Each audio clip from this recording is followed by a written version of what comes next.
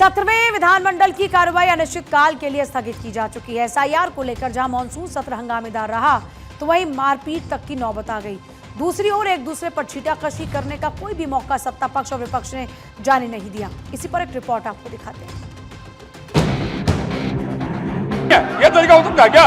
ये कौन तरीका? 17वें विधानमंडल का आखिरी सत्र बेहद हंगामेदार रहा। कई बार तो वाद विवाद इतना बढ़ गया कि मारपीट तक की नौबत आ गई। तेजस्वी यादव, आलोक मेहता, भाई वीरेंद्र, शकील अहमद, महबूब आलम ने विपक्ष की तरफ से कमान संभाली हुई थी तो सत्ता पक्ष की तरफ से खुद मुख्यमंत्री नीतीश कुमार, सम्राट चौधरी, विजय सिन्हा, अशोक चौधरी, नीरज कुमार बबलू विपक्ष पर हमलावर दिखे। आखिरी दिन पूर्व सीएम राबड़ी देवी ने कई संगीन आरोप लगाए। राबड़ी देवी ने सम्राट चौधरी पर गंभीर आरोप लगाते हुए कहा कि वो बचपन से ही गुंडई करते थे। राबड़ी देवी ने कई बार अमर्यादित टिप्पणी भी की। इसके अलावा राबड़ी देवी ने एसआईआर के मसले पर कहा कि सरकार गरीबों का वोट चोरी कर रही है, गरीबों का नाम जानबूझकर काटा जा रहा है। राबड़ी देवी ने यह भी आरोप लगा दिया कि तेजस्वी को मारने की सदन के भीतर कई बार कोशिश की गई। तेजस्वी यादव को तो 4 बार मारने की कोशिश किया गया था, रास्ता में ट्रक से, ट्रक से। क्या करिएगा, फिर यहाँ भी मारने की कोशिश हो रहा है। हम लोग जानते हैं कौन कौन आदमी लगा हुआ है, जान के खतरा है। हम लोग तो सिफारिश किए हैं, मांगे हैं। राबड़ी देवी के तीखे प्रहार पर बिहार के डिप्टी सीएम ने कहा कि वो माता तुल्य है, उनका चिंतित होना लाजमी है।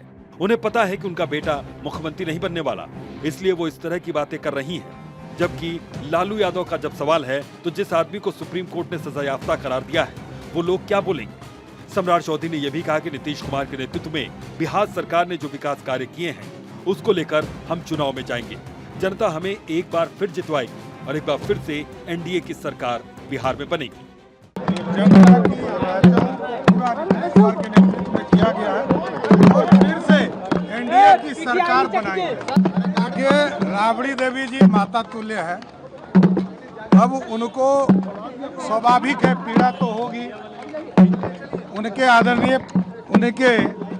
आदरणीय पतिदेव लालू प्रसाद जी को सुप्रीम कोर्ट और कांग्रेस के युवराज राहुल गांधी ने अपराधी घोषित कर दिया है। और बेटा क्योंकि चुनाव में हार के डर से तरह तरह का बहाना बनाने का काम कर रहा है, इसलिए स्वाभाविक है उनको पीड़ा है, लेकिन वो माता तुल्य है। वहीं एसआईआर पर उठ रहे विवाद पर बिहार सरकार के वरिष्ठ मंत्री विजय चौधरी ने कहा कि सब कुछ इलेक्शन कमीशन बहुत पारदर्शी तरीके से करवा रहा है, कहीं कोई गड़बड़ी नहीं है।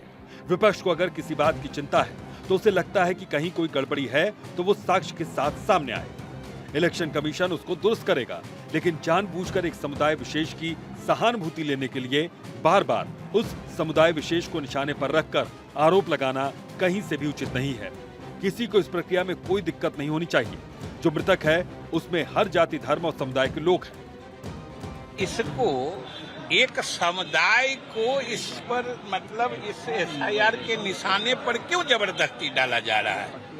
न इलेक्शन कमीशन ने, न किसी पार्टी ने, न किसी सरकार ने तो कभी कुछ कहा नहीं है। अब जैसे 18 लाख मतदाता जो मृत पाए गए हैं उसमें हर धर्म, हर जात के लोग हैं। तो हमेशा किसी समुदाय विशेष को इस एसआईआर के निशाने पर रखकर उस समुदाय का जबरदस्ती उनकी सिंपैथी हासिल करना, सहानुभूति हासिल करना, ये तो बिल्कुल औचित्यहीन बात है। कुल मिलाकर देखा जाए तो 17वें विधानमंडल के सत्र का समापन हो चुका है। 5 दिनों तक सदन के अंदर जमकर सियासी जंग हुई। अब ये जंग सड़क पर शुरू हो सकती है क्योंकि बिहार में चुनाव है और एसआईआर एक अहम मुद्दा है। वीडियो जर्नलिस्ट मृत्युंजय कुमार के साथ सर्वेश कुमार सिंह, भारत 24, पटना। विधानसभा के मॉनसून सत्र का अंतिम दिन भी हंगामे की भेंट चढ़ा, लेकिन इस दौरान में ऐसी बहुत सी तस्वीरें सामने आई जिसने पूरे बिहार की सियासत का ध्यान अपनी ओर खींचा। विधानसभा की कार्रवाई में हिस्सा लेने के लिए एनडीए के विधायक हेलमेट पहनकर विधानसभा पहुंचे। उनका कहना यह था कि आरजेडी के गुंडों से डर लग रहा है। जेडीयू विधायक हमारे साथ है और सभी इस समय एनडीए के विधायक विधानसभा हेलमेट पहन कर आ रहे हैं। आप देखिए सर में हेलमेट है, इस हेलमेट का मतलब क्या है, क्यों पहन के आ रहे हैं विधानसभा? जिस तरह से कल जो घटना हुई थी बिहार विधानसभा के अंदर, आज तक कभी नहीं हुआ था। और आरजेडी के जो विधायक है वो गुंडागर्दी पे उतर गए हैं, तो अपनी बचाव के लिए मुझे तो कुछ करना होगा। विपक्ष से आप लोग को डर लग रहा है सदन के अंदर, कुछ भी हो सकता है। जिस तरह का घटना हुई है सब डरे हुए हैं, हम भी डरे हुए हैं और विधायक लोग डरे हुए हैं, तो आज अपनी बचाव के लिए हेलमेट में पहन कर आया हूँ। ये कि सभी विधायक हैं और आप एक बार तस्वीर देख पाएंगे तो समझ में आएगा कि सभी विधायक जो है इस समय हेलमेट पहनकर अंदर पहुंच रहे हैं विधानसभा।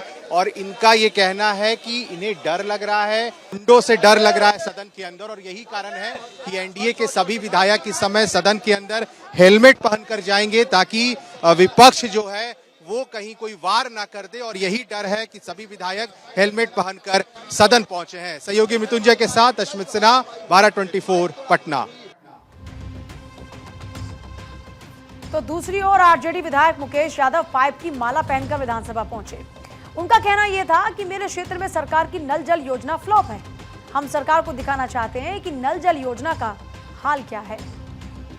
हमारे साथ देखिए इस समय आरजेडी के विधायक मुकेश यादव है, हाथ में पोस्टर्स है नल जल को लेकर के और पाइप की माला पहनकर आज विधानसभा पहुंच गए हैं। इसका मतलब क्या है? आप पाइप देखिए, पाइप पहन के हमारे बाजपट्टी विधानसभा क्षेत्र के बाजपट्टी, बोखरा, नानपुर सहित संपूर्ण जिला में जल संकट की स्थिति हो चुकी है और आज से नहीं 1.5 महीना से करीब है पानी के लिए लोग तरस रहे हैं। कई बार जिला अधिकारी हो, पीएचडी के स्क्रूटिनियर हो, जेई हो, एसडीओ हो, संबंधित सभी अधिकारी को मैंने मिल कर दिया, पत्राचार किया, लेकिन उनके कान में जू तक नहीं रेंगता है। पीएचडी से जो नल जल है वो पूरी तरह फेल है। किसी वार्ड में सुचारू रूप से पीएचडी नहीं चल रहा है। पीएचडी के लिए हर घर नहीं पानी पहुंचाया जा रही है। इसके लिए सरकार पीएचडी से टेंडर भी किया, संवेदक 6 महीना साल भर से 6 महीना 7 महीना से एग्रीमेंट भी किया है, लेकिन कहीं किसी वार्ड में सुचारू रूप से अभी तक नल जल की व्यवस्था सुदृढ़ नहीं हुआ है। इसलिए हमारे विधानसभा क्षेत्र के बाजपट्टी, नानपुर, बोखरा सहित पानी के लोग तरस रहा है। हम सरकार को संज्ञान में दे रहे हैं। अब हम निवेदन के माध्यम से भी सरकार को संज्ञान में दिए, हम टेलीफोन से मुख्यमंत्री को दिए, पत्राचार करके पत्र भी दिए,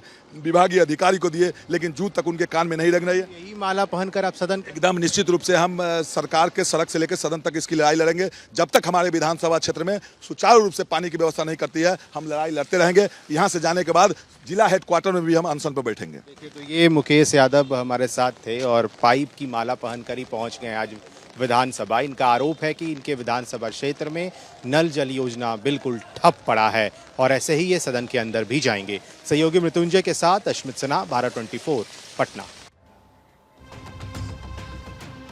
बिहार विधानसभा के आखिरी दिन सदन के बाहर विपक्ष के विधायकों ने जमकर हंगामा किया। विपक्ष के विधायक काले कपड़े पहनकर प्रदर्शन करते हुए भी नजर आए। बिहार विधानसभा के मॉनसून सत्र के आखिरी दिन आज भी विपक्ष लगातार हंगामा कर रहा है। तस्वीरें हम आपको विधानसभा के बाहर की दिखा रहे हैं। सदन के बाहर एक बार फिर से विपक्ष के विधायक हाथों में पोस्टर्स लेकर प्रदर्शन कर रहे हैं। एसआईआर को लेकर के पूरे इस मॉनसून सत्र में हंगामा होता रहा और आज आखिरी दिन है सत्र का, इस मॉनसून सत्र का। उसके बावजूद यहाँ पर जो सभी विपक्ष के विधायक हैं, महागठबंधन के विधायक हैं, सभी घटक दल के, वो हाथों में पोस्टर्स लेकर के इस समय प्रदर्शन कर रहे हैं। एसआईआर का मुद्दा काफ़ी ज़्यादा इस समय बिहार में चर्चा का विषय है और इस प्रक्रिया को लेकर के सभी विधायक जो है वो इस समय प्रदर्शन कर रहे हैं। आप देखिए, राज्य की नौकरियों एवं नामांकनों में पिछड़ा, अति पिछड़ा, SC ST WS को 85% आरक्षण देने की मांग और साथ ही साथ जो बिहार में बढ़ रहे अपराध है उसको लेकर के ये प्रदर्शन है। 2.9 करोड़ प्रवासी मजदूरों को महज 26 लाख बताना बंद करने की बात की जा रही है। SIR नहीं चलेगा, बिहार नहीं झुकेगा। सहयोगी मृत्युंजय के साथ अश्मित सिन्हा, भारत 24 पटना।